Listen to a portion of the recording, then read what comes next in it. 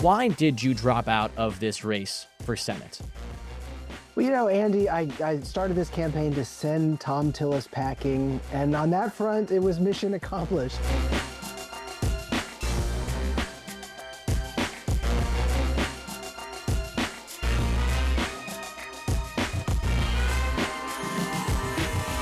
Welcome to On the Record on Queen City News Plus. I'm Chief Political Correspondent Andy Weber. This show will focus on political headlines making waves in North Carolina, South Carolina, and across the country. Our first topic today is redistricting as states like Texas and California push to redraw their congressional maps. There's a similar effort being done in South Carolina.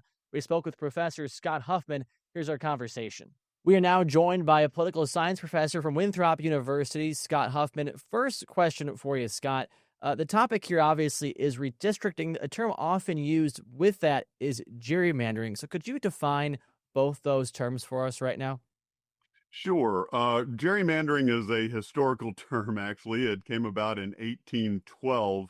Elbridge Gerry was the governor of Massachusetts. He had been a founding father. He signed the Declaration of Independence. He actually refused to sign the Constitution for other reasons. But anyway, while he was governor of Massachusetts, one of the districts for the state Senate around Boston was drawn so strangely to help one party that it was criticized in a newspaper cartoon called a gerrymander, after the mythical salamander, not the cute little things we have, but a mythical salamander looks more like a dragon. So that's where the term gerrymander came from, and it stuck. So gerrymandering goes way, way back into our history. Now, redistricting for Congress in the United States happens after every census. So every census comes around, and then they figure out, okay, how has the population changed? And if it's changed, and it always does, do some states need to lose a representative and other states gain a representative? As of the 1920s, a law was passed fixing the number of the members of the House of Representatives at 435. So those 435 need to be shifted around to match the population. Right now, every congressional district has roughly 760,000 people. There are actually a couple of states that frankly don't deserve one, like Wyoming and Vermont, but every state gets one. So redrawing the lines in your state to make sure there are roughly 760,000 people in it determines how many districts you get. So in 34 states, the state legislature gets to decide how its own districts are drawn, sort of like the fox making up security for the chicken house. And it's up to 39 if you count ones that can draw their own congressional districts, and that counts the 6 that only have one member of the House of Representatives. So they have to base that on the census, but it can be drawn in any way as long as you have roughly the same amount of people in each one. And most states, the one that draw their own, draw it in a way that favors the party in charge. Right now, the state with the most attention probably is Texas, doing this mid-decade redistricting. The idea of it happening halfway through a decade, has that been done before in other places? I mean, how unprecedented is this to change the map around in the middle of the decade? It's not common. It is not something that we remember kind of in recent times as happening.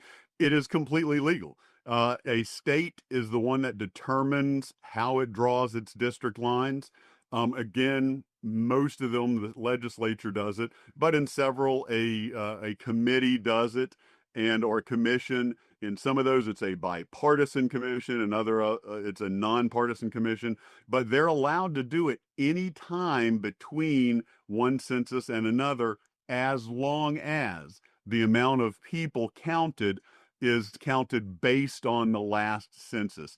So the Census Department does what's called the American Community Surveys every 2 years.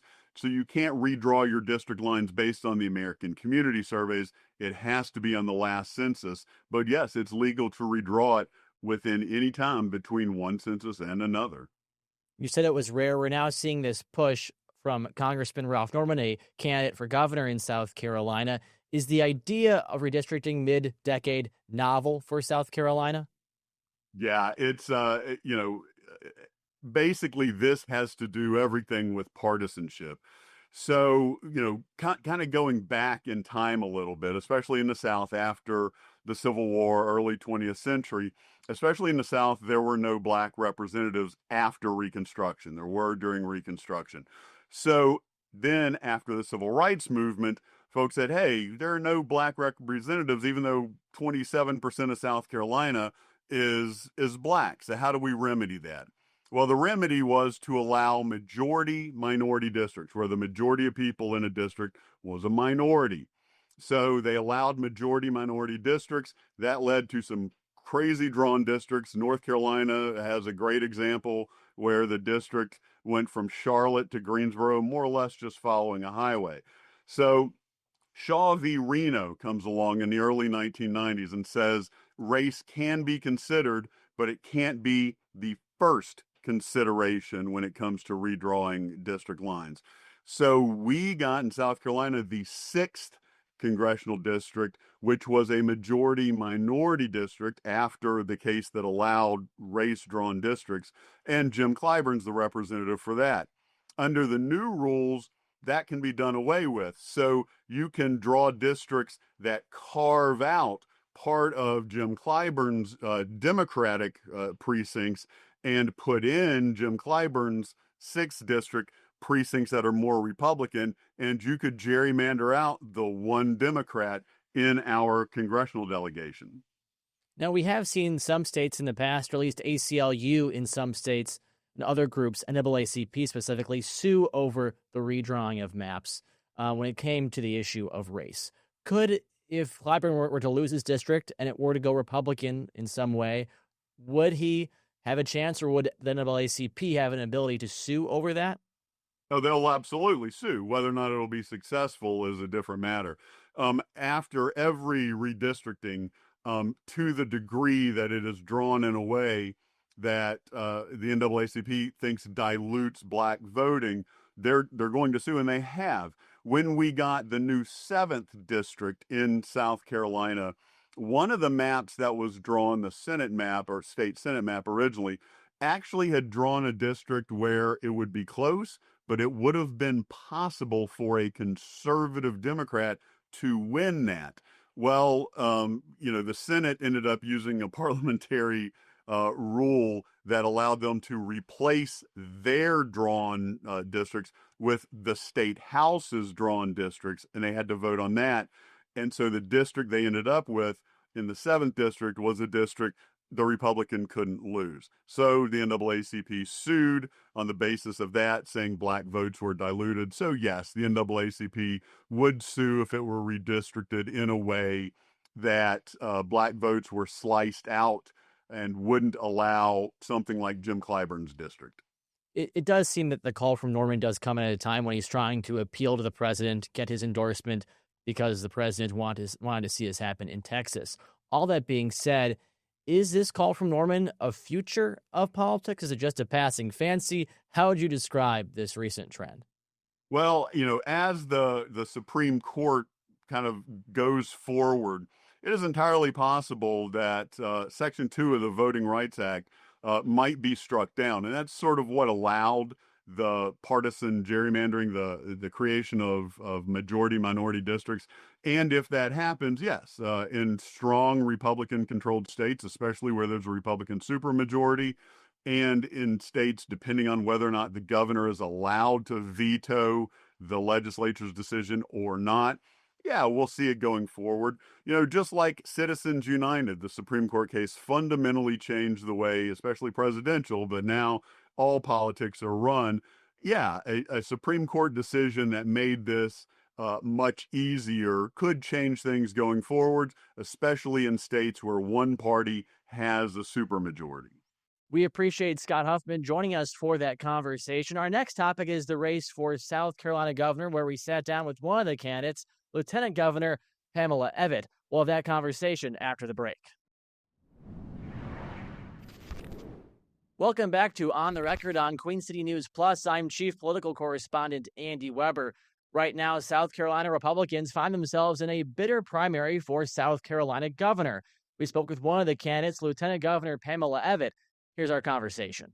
Why did you want to enter this race for governor? So I wanted to enter the race for governor because I want to keep the legacy going that Governor McMaster and I have. We have a winning legacy here in South Carolina, passing the largest income tax cuts in our state's history, giving the largest amount of pay increases to our law enforcement, banning biological males from women's sports.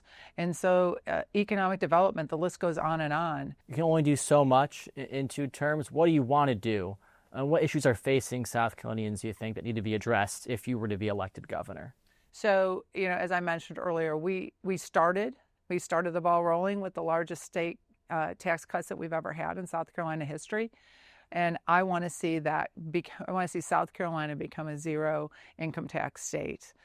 Florida has done it, Tennessee has done it, Texas has done it, and we can do it right here in South Carolina. I want to keep South Carolina safe. President Trump made a promise. He got a mandate from the American people, winning all of our swing states, winning the electoral vote, winning the popular vote. And he ran on the fact he was going to keep our border safe. He was going to deport illegals that were in this country, criminal illegals that have been breaking our laws. On the issue of income tax cuts or elimination of the income tax, many states have discussed wanting to do that. However, even conservatives often raise the issue of still being able to pay for essential services for the state and maintaining a balanced budget and not having a revenue shortfall. Can South Carolina afford a zero income tax? Here in South Carolina, we can and we will get to zero state income tax. Other states have done it. We can do it too.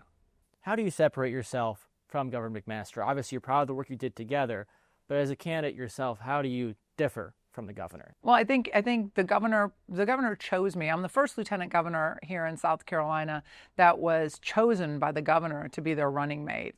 And he chose me for our differences. He chose me because my background was business.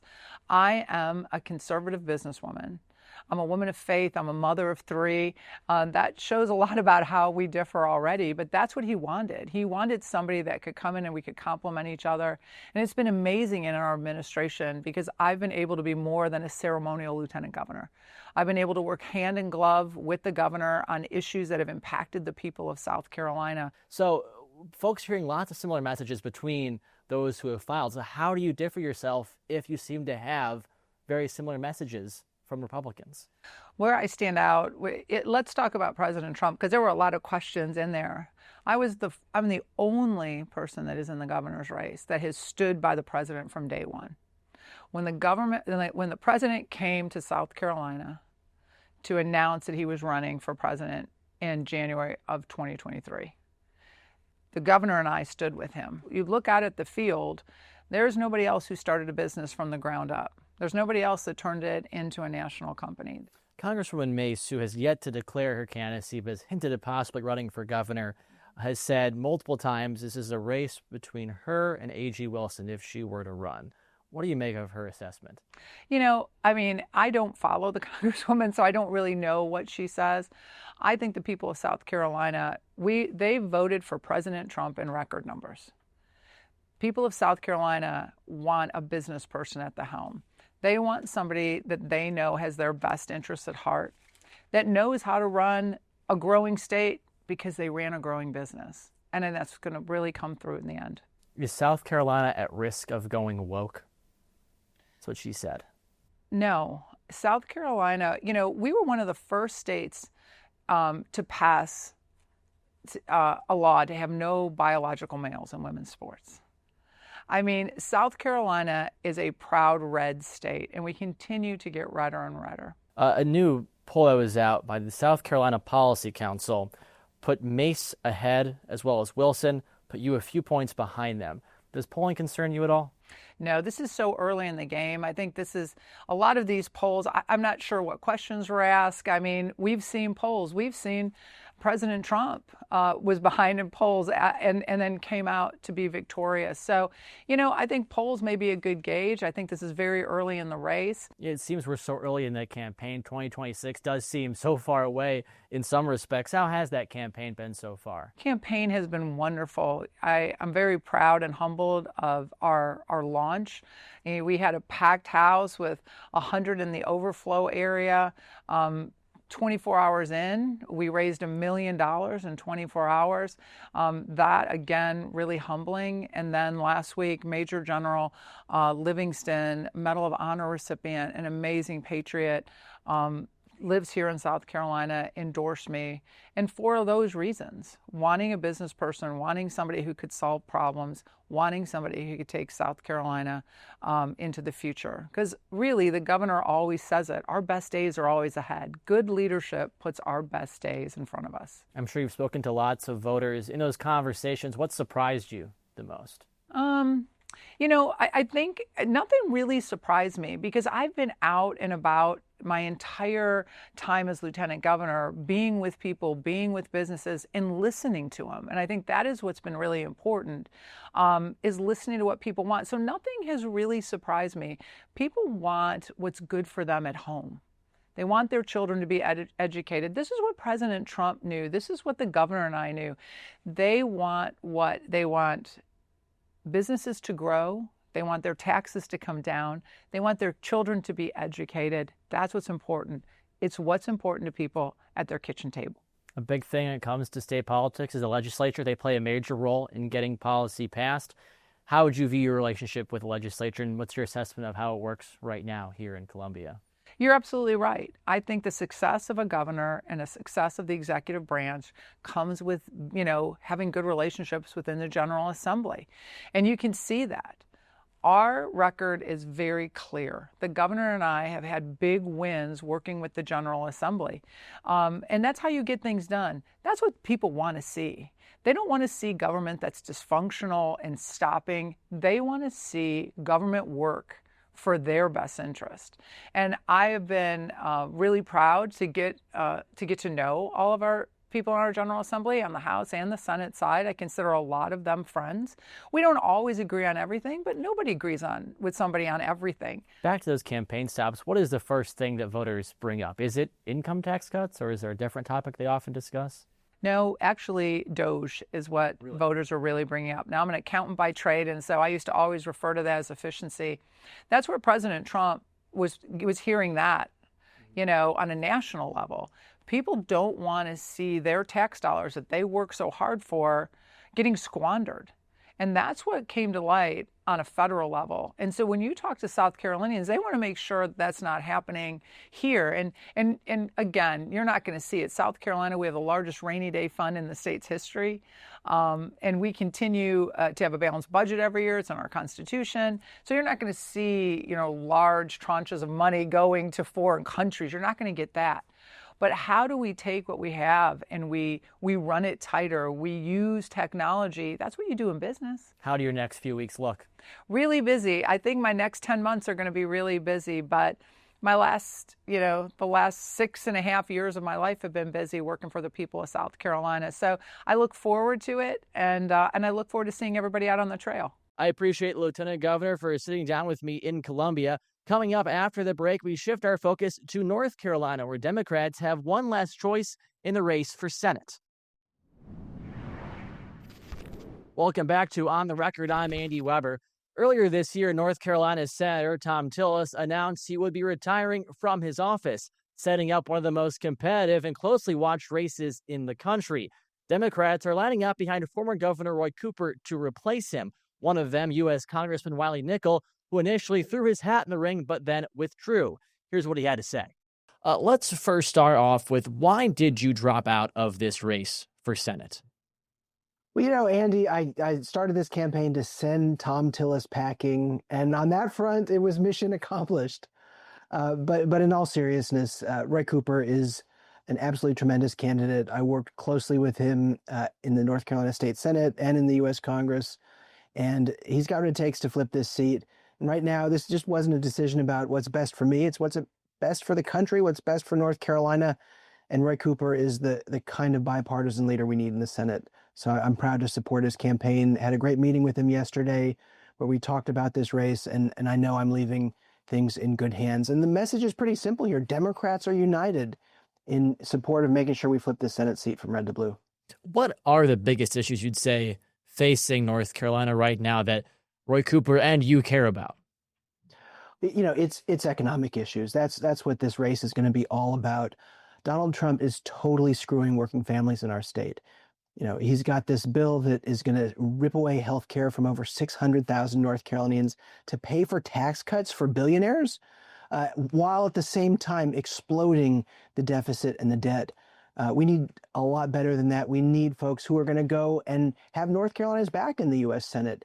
And that's certainly going to be Roy Cooper, who's going to be fighting for our state, not for Donald Trump.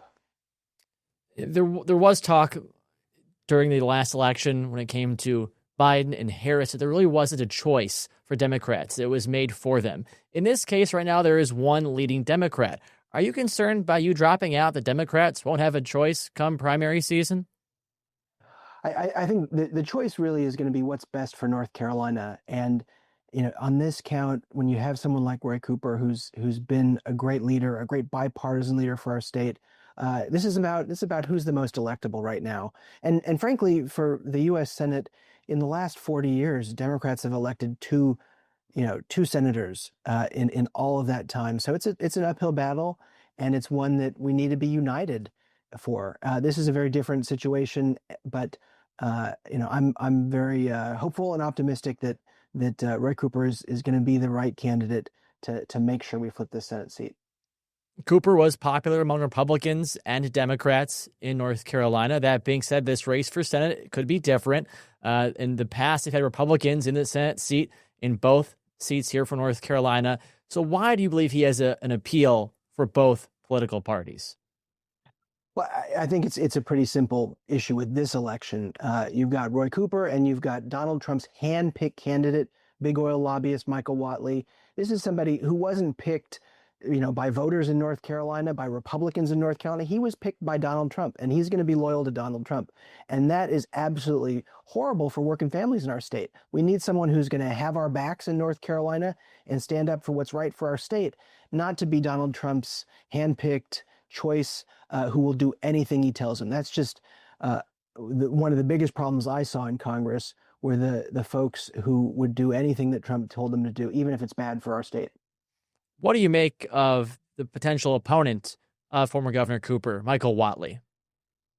Michael Whatley, again, he is a big oil lobbyist who has no experience serving folks in North Carolina. He's a partisan political hack who got his endorsement from Trump, not based on whether he's the best candidate, whether he has the best ideas for North Carolina, but simply for whether or not he's going to do anything that Donald Trump tells him to do, no matter what. And that's incredibly bad for our state. It's bad for our democracy. And voters are going to have a choice. And if you're in the center, if we are independent-minded voters in North Carolina, and they're going to have a real choice between someone who's going to work for everybody in our state or for someone who's only going to go there to serve Donald Trump. And when we get to the election, I think it's going to be an easy choice for most folks in our state. Polling does show that Cooper is far more well-known, but it also shows the race is only 5, 6, maybe even fewer points apart right now, some calling it a toss-up. What does that tell you about this race? I mean, North Carolina is a true 50-50 state, evenly split between Democrats and Republicans. We always have close elections. I just sat down with Governor Cooper yesterday in Raleigh talking about this. He knows it's going to be a close race. He is going to be working with every ounce of his energy to talk to voters, to make sure folks across the state, whether you're Democrat, Republican, or independent, you know that he's going to be somebody fighting every day in the Senate to make sure, he's got our back and does things that are best for our state. So I think on that, we're going to have a huge choice, and voters aren't going to be conned by whatever Donald Trump's handpicked candidate tells them about Donald Trump's goals for this Senate seat. So with this change, what does your future look like? My time in Congress was cut short because of Republican gerrymandering, but I've got a lot of work left to do. For now, I'm excited about spending time with my family before the kids go back to school. But, we're looking at other races. There's other things, other ways I can serve. But right now, my main goal is making sure that we elect Democrats up and down the ballot. We've got a lot at stake in this next election in North Carolina. Winning the Senate seat matters. Making sure we keep Anita Earls on the court, that matters a lot. But my focus is making sure that we elect Democrats and have a very strong showing this year. Are you weighing a run for Wake County DA? I'm thinking about it. That's an open seat. Before I got to Congress, I was a practicing defense attorney. When you're in the state Senate, you only make $14,000 a year. So everybody has, another job. So just until the last 2 years, that was my full-time job, was being a defense attorney. So thinking about it, there's a lot of other ways I can contribute to, but that's certainly one that we're taking a good look at. Well, since you are considering it, what issues do you think matter to that office and matter to Wake County voters when it comes to the DA? I mean, we got a lot of issues in Wake County. My focus, though, again, is just electing Democrats up and down the ballot at this point. But I can tell you, I think voting rights are always going to be important in our state. That's going to be something that I've focused on in the state Senate and Congress and beyond. And they're under attack right now, whether it's gerrymandering in states like Texas, or what they did to my congressional district. We got to fight back, and there's a lot of ways that we can use the courts to do that. Thanks to the former congressman for joining us. We'll be watching this race very closely, and you can keep up to date with it right here on The Record. I'm Chief Political Correspondent Andy Weber. We'll see you next time.